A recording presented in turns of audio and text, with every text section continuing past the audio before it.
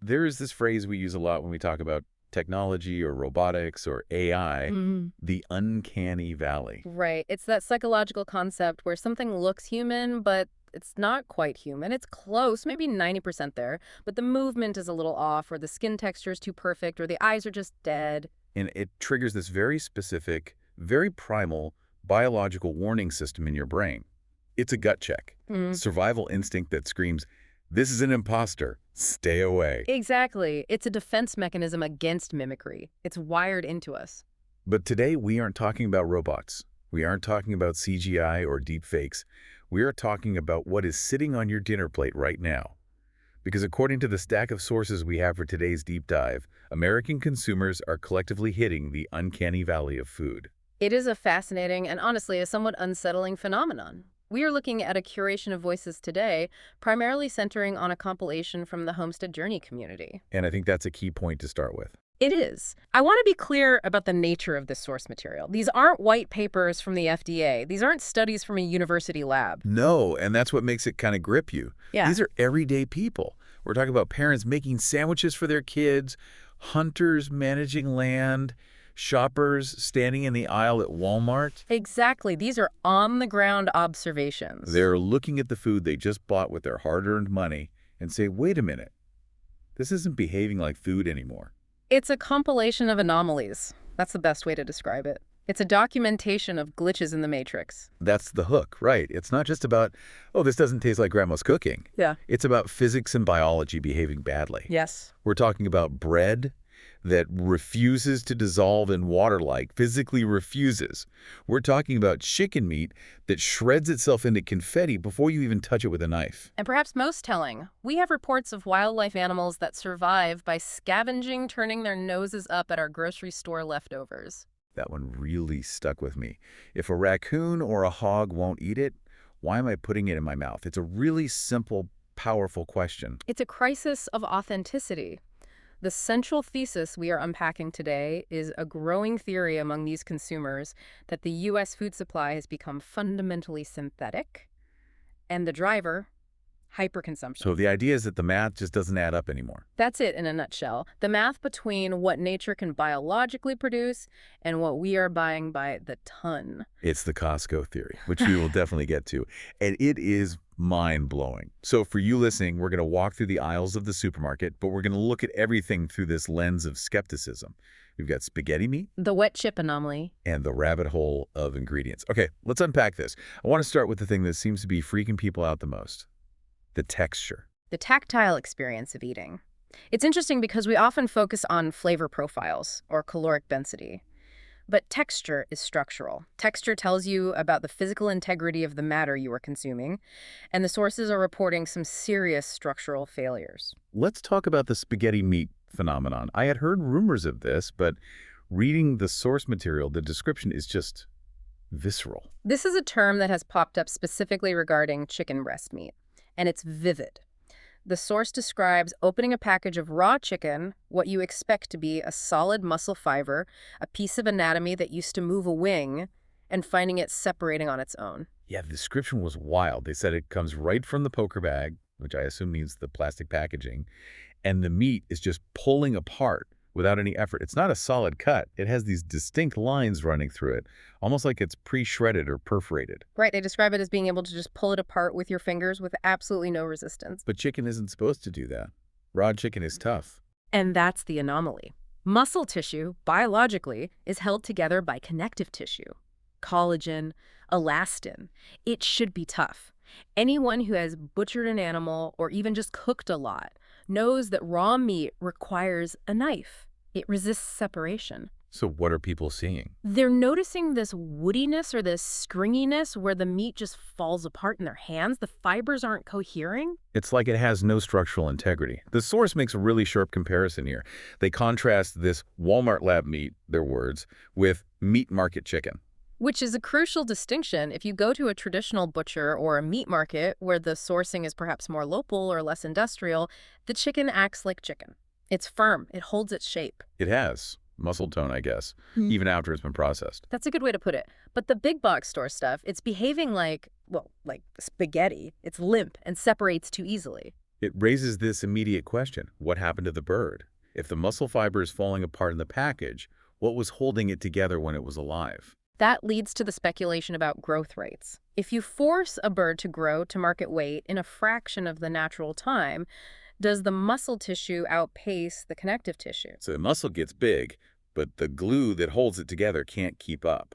Are we eating meat that literally grew too fast to hold itself together? That's the question being asked. It's like building a skyscraper but skipping the rivets. It stands up for a minute, but if you poke it, it crumbles. Precisely. And that crumbling sensation is triggering that uncanny valley feeling. Your hands tell you this is wrong before your mouth even tastes it. And it's not just the chicken. Sticking with texture, there was another detail on the source that I found honestly incredibly disturbing. It's a smaller thing, but in a way it's grosser. The wet chip anomaly. Oh, this. I read this part of the source material and had a physical reaction. Me too. I literally shivered because it's such a violation of expectation. It's a sensory violation. We all know what a potato chip is supposed to do. It's a slice of potato that has been fried or baked until it is dehydrated, it is dry, it is brittle, it crunches. That is the definition of a chip. It's one of the most reliable textures in the food world. Right.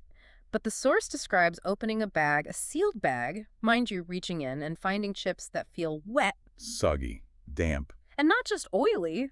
We've all had a greasy chip. This was moisture. The specific description was, and I apologize to anyone eating lunch right now, it felt like someone had sucked on them and put them back in the bag. That is a horrific image, but it's so specific you know exactly what they mean. It is, but think about what that implies. If a sealed bag of chips has moisture content that mimics saliva, something has gone wrong with the processing or the preservation. It suggests the product is sweating, Well, or that the dehydration process failed, or perhaps more concerningly, that the chip is retaining moisture in a way that natural potato starch shouldn't. it's almost like it's made of something else. Well, it's acting like something else, like something synthetic that is weeping moisture. The source's reaction was just pure disgust. Did it get wet in here? Gross. Yeah. You shouldn't be able to do that. It breaks the contract to the food. You expect a crunch, and you get a damp squish. It creates a cognitive dissonance. Your brain says chip, but your tactile sense says garbage. But the biggest structural anomaly, and the one that seems to have the most people conducting science experiments in their kitchens, is the bread. The water test. This has become a bit of a phenomenon in the homesteading circles. People are posting videos of this everywhere. So walk us through this, because on paper, bread is simple. It should be fragile. Historically and biologically, bread is a simple carbohydrate structure. Flour, water, yeast, maybe some salt. It is a starch matrix. If you introduce water to baked bread, the matrix should collapse. It should turn to mush. It should become mush. It should dissolve. Right. We've all seen soggy bread. If you leave a bun out in the rain, it falls apart.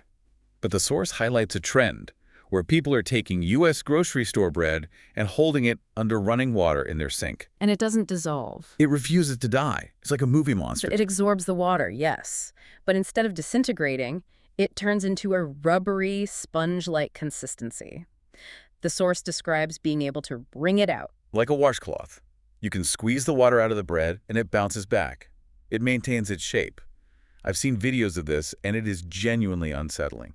That implies a level of elasticity and structural integrity that bread should not have. It suggests the presence of binders, gums, vital wheat gluten, or plasticizers that are reinforcing the structure to an unnatural degree. The term I've heard is dough conditioners. Exactly. Chemicals designed to make it more resilient for industrial processing and shipping. And to prove this isn't just how bread works, the source compares it to Australian bread. Which serves as the control group in this experiment. They show Australian bread under the water, and it does exactly what you expect. It breaks down, it dissolves, it becomes a mess. It behaves like food. Correct. The U.S. bread remains a solid, rubbery mass. So what does this all mean? If I'm eating a sandwich and that bread is resistant to running water, what is happening inside me? That is the exact question the source poses. If running water, which is arguably more abrasive and persistent than just sitting in a stomach, can't break down the structural integrity of this bread, how hard is your digestion working? What is it doing to your gut? It's like eating a yoga mat. You can chew it, but can you digest it? It suggests the food is designed for shelf stability and physical resilience during shipping, rather than for digestibility. It feels synthetic because it is physically resilient in a way that organic matter shouldn't be. It's indestructible bread, which actually leads us perfectly into the next section. Because not only is this bread physically tough, it apparently has found the secret to eternal life. The longevity paradox, this is where it gets really strange. This is the stuff that really makes you question reality. We've got expiration dates that seem more like suggestions or maybe just random numbers. The source mentions a specific anecdote about a loaf of bread that just wouldn't go bad. This was a compelling piece of evidence. The consumer pulls out a loaf of bread. The best buy date was December of the previous year, specifically December 28th, 2025 in the example, and they are recording the video in mid-February 2026. So we're talking roughly 6 to 7 weeks past the expiration date, and it's just sitting on the counter, not in a freezer. Right, on the counter, and the bread. Soft. Yeah. Squishy. Mold-free, absolutely no imperfections. Now let's context this. The host in the source material recalls a time not that long ago when bread had a very short clock. Yeah, they said, I used to have to freeze my bread just because it went bad on me so quick. That was the inconvenience of real food. It spoils. That is the biological imperative of food. It is organic matter. It provides nutrients. Bacteria and mold spores, which are everywhere in our environment, want those nutrients. Decomposition is proof that the food is actually food. So if the mold refuses to eat the bread, what does that mean? Exactly. If the mold, which is a very simple organism that just wants sugar and starch, lands on that bread and decides, no thanks, I can't eat this, why are we eating it? What preservative load is in that loaf that is keeping it pristine for 2 months? It's like a sterile object, not food. It's the twinkification of the entire bread aisle. But it gets darker. It's not just that the cheap white bread is lasting forever.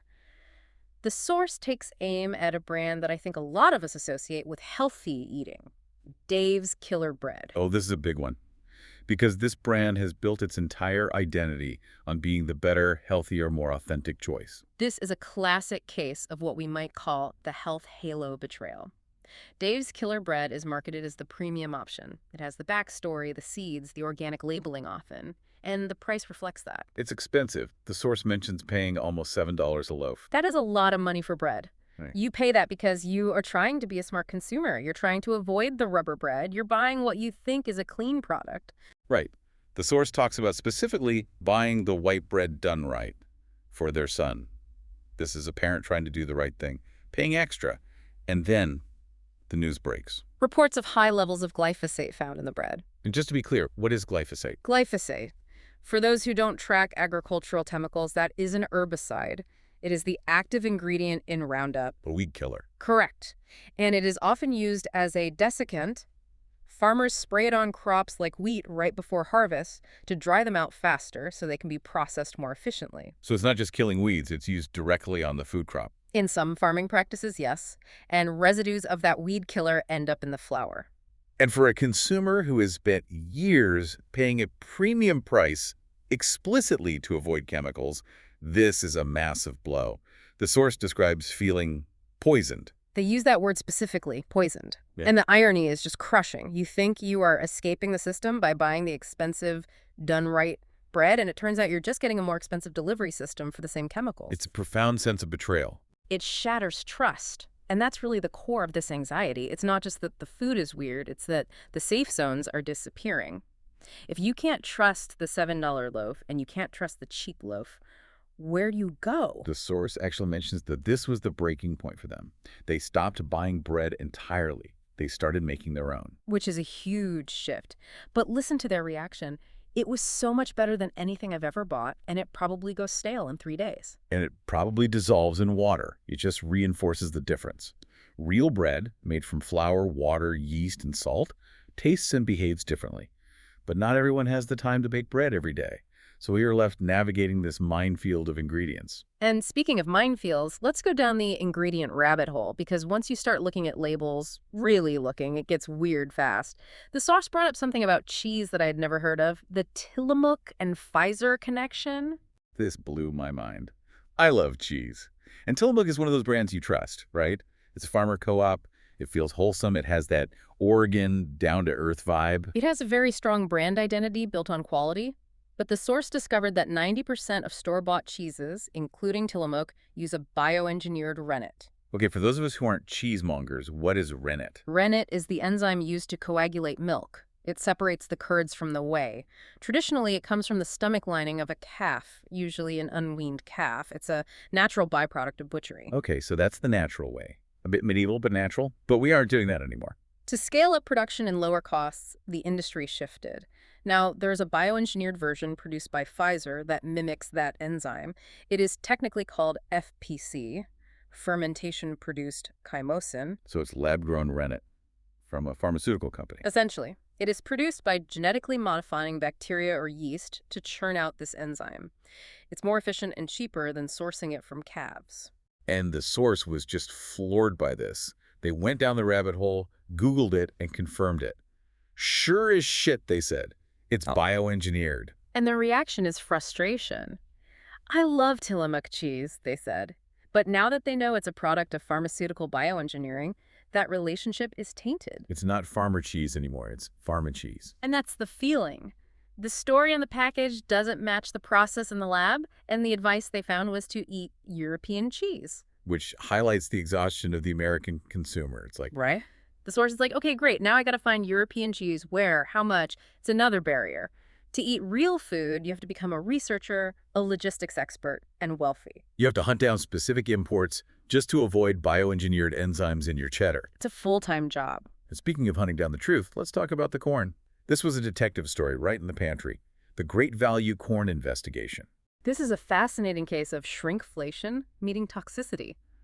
The source noticed a change in the Great Value. That's the Walmart brand canned corn. And it wasn't subtle. They compared the labels, an old can versus a new can. Suddenly, the calories doubled, the sodium doubled. But the ingredients list still just said corn, water, salt. How do you double the calories if it's the same ingredients? Where is that coming from? That's the mystery.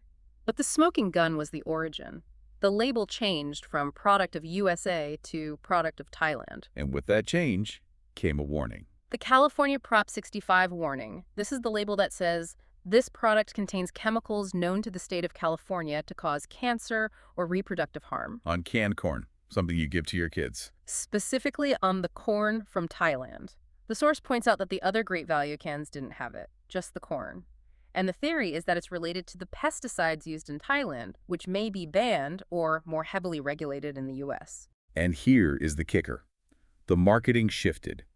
Walmart used to have a great for you icon on the can, a little check mark on the new cans. Gone. Because it literally no longer met their own health criteria. But they didn't announce this. They didn't put out a press release saying, hey, our corn is now twice as salty and potentially carcinogenic. They just swapped the cans on the shelf. That's what feels so insidious. It happened overnight, according to the source. You reach for the same can you've bought for years, and suddenly it's a completely different, more dangerous product from a different continent. This reinforces the synthetic theory. The commodity inside the can is interchangeable. It's not corn from a farm. It's biomass from the global supply chain. And if the cheapest biomass is suddenly from Thailand and loaded with pesticides, that's what goes in the can. The can is just a delivery system for a global commodity. The source of that commodity can change at any moment without you knowing. And your health is the collateral damage. It's enough to make you want to throw the food out the window. Which, well, that leads us to the most chilling part of the source material. Section 4, Nature's Rejection. The wildlife test. This is where it goes from intellectual to instinctual. This one hit me hard. We can argue about labels and FDA standards all day, but you can't argue with a wild animal. Animals operate on instinct. They have a biological imperative to find calories. They don't have marketing budgets or brand loyalties. They just know what's food and what isn't. So the source shares a story from a hunter and landowner in Florida. This guy has a feed station for deer and wild hogs. And wild hogs are notorious. They are the garbage disposals of the animal kingdom. They will eat almost anything. Rotten, fresh, it doesn't matter. Right. This guy has been running the station for 5 years. He knows what they eat. He gets a donation from a church grocery store surplus. Grapes, apples, bread, standard stuff. He dumps it out at the feed station. Now, normally, that is a feast. That is a jackpot for wildlife, a pile of easy calories. But 3 days later, nothing touched it. He checks the cameras. There are tracks. The animals came, they inspected it, and they left it. Not even a bird has eaten any of this, the source says. The entire pile of produce and bread was completely undisturbed. That is chilling. We were talking about grapes and apples. things that are supposed to be nature's candy, the most appealing, high-sugar foods you could offer an animal. And the wild animals looked at it and said, nope. They identified it as non-food. The source asks the ultimate question. If a wild hog won't eat it, why should we? It's the perfect question. It suggests that the animals are sensing something we aren't. Our senses are dulled by processing, by additives, by a lifetime of eating this stuff. But their senses are still sharp. Exactly. Maybe it's the smell of the pesticides. Maybe it's a wax coating on the apples. Maybe it's the lack of actual fermentation or scent that signals food. Or maybe, going back to the uncanny valley, the food just doesn't register as food to them. It registers as an object, a synthetic object. It validates the whole theory. We are tricking our brains with packaging and marketing, but the deer knows that apple isn't an apple. It doesn't have the right signature. It's the ultimate litmus test. Nature is rejecting the output of our industrial food system. So if nature can't produce this stuff at the rate we need it, and animals won't eat this stuff, how are we filling the shelves? This leads to the Costco theory. This is a macro view that just blew my mind. This is where the source steps back and looks at the math of supply and demand. And the math is staggering. The source describes visiting big box stores, Costco, Sam's Club, BJ's, and not just once, but multiple times a day, and every time it's a zoo. Relentless crowds, massive consumption, carts full of paper towels, huge chunks of meat, pallets of produce. And as soon as a pallet is empty, boom, replaced. Another one right behind it. It's a constant, never-ending flow of goods. The source looks at this conveyor belt of consumption and asks a simple question. Does biology move this fast? Nothing grows that fast. That's the refrain. Think about an apple. An apple tree has to grow, it has to be pollinated, the fruit has to mature over a whole season. Think about a cow. You have to birth it, raise it, feed it for 18 to 24 months, then process it. That takes years. And yet in every city, in every state, there are multiple massive warehouses filled to the ceiling with these products, turning over inventory daily. The source argues that statistically, traditional farming cannot support this volume. The scale is simply too immense. They use the human hair analogy, which I thought was brilliant. Right. You can't force hair to grow faster. It has a biological speed limit. You can give it vitamins, you can take good care of it, but it grows at the rate it grows. There's a hard-coded biological limit. You can't will your hair to grow a foot overnight. No. The source argues that food is the same. There is a speed limit to photosynthesis. There is a speed limit to muscle growth in cattle. But the shelves are never empty. So the conclusion. To meet this demand, the supply must be synthetic, or at least heavily manipulated, bioengineered, and accelerated in ways we don't fully understand.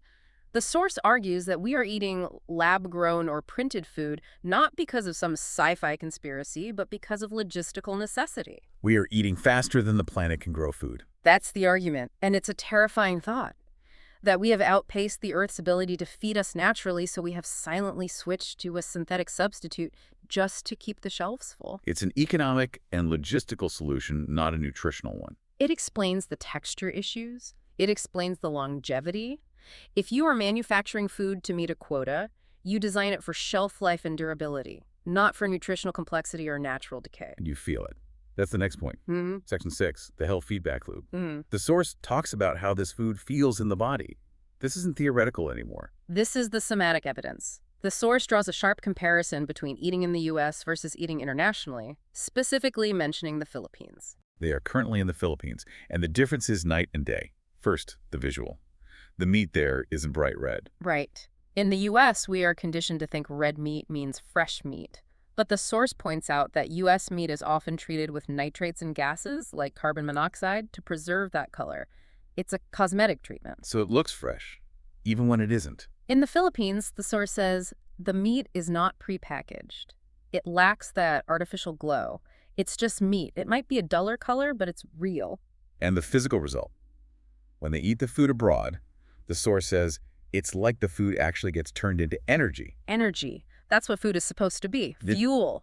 But in the U.S., sluggish, bloated, and inflamed. That food coma feeling we all joke about. Maybe that's not normal. Maybe that's our body struggling to process the spaghetti chicken and the rather bread. Maybe it's an inflammatory response, not a normal digestive process. The source connects the nitrates specifically to some scary health claims. They link the nitrates used in U.S. prepackaged meats to botulism. Botulism? That's serious. I thought that was from, like, rusty cans. It is. The source claims these nitrates cause botulism in the body, leading to muscle paralysis, breathing difficulties, and nerve attacks. Now, that is a very strong claim from a consumer, not a doctor. But it reflects a deep fear that the preservatives we use to keep the Costco machine running are actively poisoning us. It's the sense that these chemicals, designed to keep food looking good on the shelf, are having a terrible effect inside our bodies. And the tragic part is the cost. The source says if you want to eat clean in the U.S., if you want to avoid the nitrates and the pesticides, it costs an arm and a leg. You have to shop at specialty stores, buy organic everything. The bill racks up fast. Whereas in other places, like the Philippines, real food is just the standard. It's what everyone eats. In the U.S., real food is a luxury good. Synthetic food is the standard. It really paints a bleak picture. We are trapped in a system of high-speed, synthetic, expensive, potentially toxic food. But, and thankfully there is a but, the source material doesn't just leave us in the fetal position in the cereal aisle.